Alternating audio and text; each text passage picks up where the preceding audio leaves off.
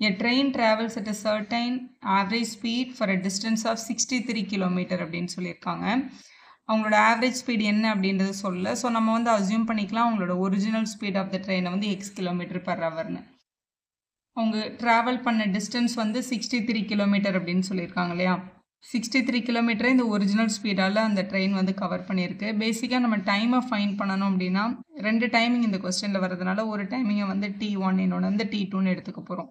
Distance by speed 63 கிலோமீட்டரை speed வந்து X வச்சு cover பண்ணியிருக்கு. அப்போ அவங்களோட டைமிங் வந்து 63/x. இதுதான் பேசிக் ஃபார்முலா. இப்போ அடுத்த லைனை பாருங்கள். And then travels at a distance of 72 km.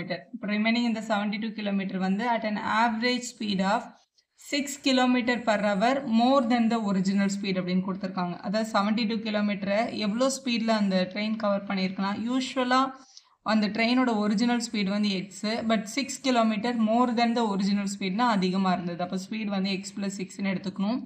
இந்த கேஸில் அவங்களோட டைமிங்கை வந்து T2 அப்படின்னு அசியூம் பண்ணிக்கலாம். டிஸ்டன்ஸ் பை ஸ்பீடு தானே ஃபார்முலா. டிஸ்டன்ஸ் வந்து 72, ஸ்பீட் வந்து x + 6. அப்போ இதான் அவங்க எடுத்துக்கிட்ட டைமிங். ஸோ இதான் கொடுத்துருக்காங்க. If it takes 3 hours to complete the total journey. Total ஜேர்னிக்கு வந்து எவ்வளோ ஹவர்ஸ் ஆயிருக்கு? 3 hours ஆயிருக்கு. அப்போ கொஸ்டினில் என்ன கொடுத்துருக்காங்க கண்டிஷன் அப்படின்னு பார்த்தீங்கன்னா டைம் 1 டைம் 2 ரெண்டுத்தையும் ஆட் பண்ணும்போது டோட்டல் ஜேர்னிக்கு அவங்களுக்கு 3 hours ஆயிருக்கு அப்படின்றத சொல்லியிருக்காங்க.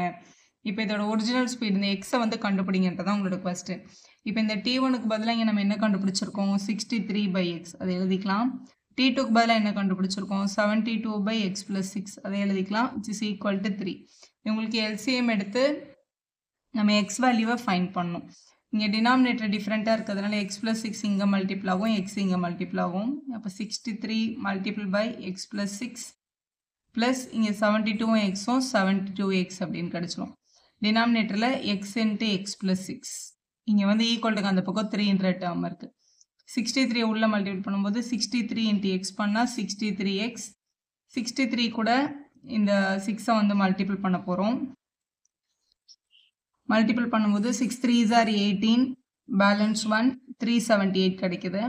ப்ளஸ் நமக்கு இங்கே ஒரு 72x இருக்குது. இந்த பக்கம் 3 இருக்குது. இந்த டினாமினேட்டரில் இருக்க x × x + 6 அந்த பக்கம் எடுத்துகிட்டு வந்துடலாம். ஸோ x × இங்கே x + 6 அப்படின்ற டேர்ம் கிடச்சிருக்கு. ஸோ இதான் நம்மளோட வேல்யூஸ். இதில் இவங்க 2 பேருமே எக்ஸ், இவங்க எல்லாருமே ஒரே டேபிளால் டிவைட் ஆனால் நம்ம அவங்கள டிவைட் பண்ணிக்கலாம். ஏன்னா அது நம்மளுக்கு இன்னும் கூட கொஞ்சம் ஈஸியாக இருக்கும். இப்போ பாருங்களேன், 63 3 டேபிளில் வரும், 378ம் 3 டேபிளில் வரும். ஏன்னா ஆட் பண்ணி பாருங்கள் 18 வருது, 3 டேபிளில் வரும். இந்த நம்பரும் 3 டேபிளில் வரும், இதுவும் 3 டேபிளில் வரும். இந்த மாதிரி எல்லாருமே 3 டேபிளில் வந்தாங்கன்னா டிவைடட் பை 3 ஆன் போத் சைடுன்னு போட்டு இதை இப்படி டிவைடட் பை 3 பண்ணிக்கோங்க. ஏன்னா நீங்கள் பெரிய நம்பரை வச்சு சால்வ் பண்ணுறதை விட இது உங்களுக்கு கொஞ்சம் ஈஸியாக இருக்கும். இப்படி கேன்சல் பண்ணுறோன்னே இது 3 டேபிளில் 21x, இது 3 டேபிளில் 3 1s are 3, 3 2s are 6, balance 1 6. இங்கே 3 2s are 6, 3 4s are xன்னு வந்துடும். இங்கே இந்த எக்ஸை மட்டும் உள்ளே மல்டிபிள் பண்ணிக்கலாம். அப்போ x² + 6x அப்படின்னு கிடைக்குது.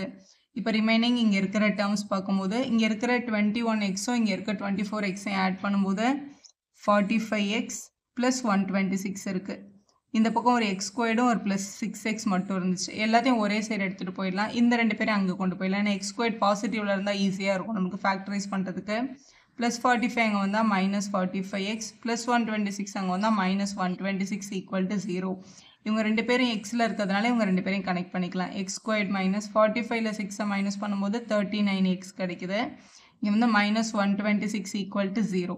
இது ஒரு குவாட்ரேட்டிக் ஈக்குவேஷன் வந்துச்சு. குவாட்ரேட்டிக் ஈக்குவேஷன் வந்தாலே அவங்களை ஃபேக்டரைஸ் பண்ணிடலாம். ஸோ 126 மல்டிபிள் பண்ணால் வரணும், நடுவில் வந்து 39 அப்படின்ற டேர்ம் வரணும். அப்படின்னு பார்க்கும்போது இப்போ வந்து 3 டேபிளில் 3 4s are 12, 2s are 42 times வருது. 42வையும் 3ஐயும் சப்ட்ராக்ட் பண்ணால் நமக்கு 39 வந்துடும். -39 வேணுன்றதுனால பெரிய நம்பருக்கு மைனஸும் சின்ன நம்பருக்கு ப்ளஸ்ஸும் போட்டுக்கோங்க. ஸோ ஸ்ப்ளிட்டிங் த மிடில் டேர்ம் இல்லாமல் ஷார்ட்கட்டில் ஃபேக்டரைஸ் பண்ணிடலாம்.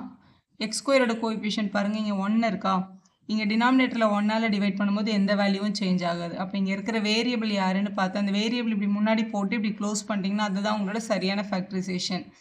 ஸோ x + 3 × x - 42 = 0ன்னு கிடைக்குது. 2 பேரையும் தனித்தனி = 0 பண்ணிடலாம். x + 3 = 0ன்றது ஒரு டேர்ம், x - 42 = 0ன்றது ஒரு டேர்ம்.